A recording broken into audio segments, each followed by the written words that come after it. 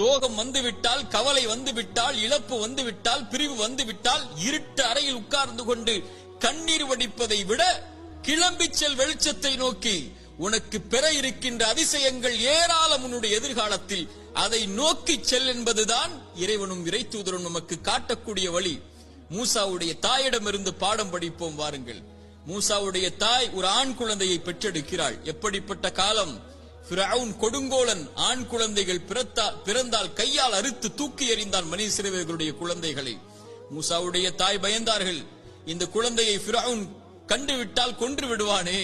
இறைவன் சொன்னான், மூசாவுடைய தாயே, முடிந்தால் அந்த குழந்தைக்கு உணவை கொடு, இல்லை என்றால் ஆற்றிலே கொண்டு போய் விட்டுவிடு. அவ்வளவுதான், நான் சொல்கிறேன் செய், எதிர்காலத்தை நான் முடிவு செய்கிறேன், நீ செயல்பட, அவ்வளவுதான். என்ன செய்வேன் தெரியுமா? நீ ஆற்றிலே விட்டால் இந்த குழந்தையை உன்னுடைய கரத்திலே மீண்டும் நான் கொண்டு வருவேன். எப்படி? இறை தூதர் மூசாவாக. ஆற்றிலே விட்டார்கள். இறைவன் சொன்னான், அவன் பார்த்துக் கொள்வான் எதிர்காலத்தை, இந்த மூசாவுடைய எதிர்காலத்தை என்று. அந்த குழந்தை கரை ஒதுங்கியது எங்கே?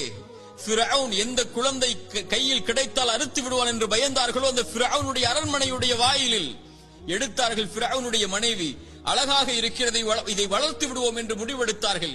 ஃபிரவுன் அதை அந்த குழந்தைக்கு உணவை கொடுப்பதற்கு பெண்களை தேடினான். மூசாவுடைய தாய் அழைத்து கொண்டு வரப்பட்டார்கள். அவர்களுடைய கரத்தில் மூசா அலைஹிஸ்ஸலாம் ஒப்படைக்கப்பட்டார்கள்.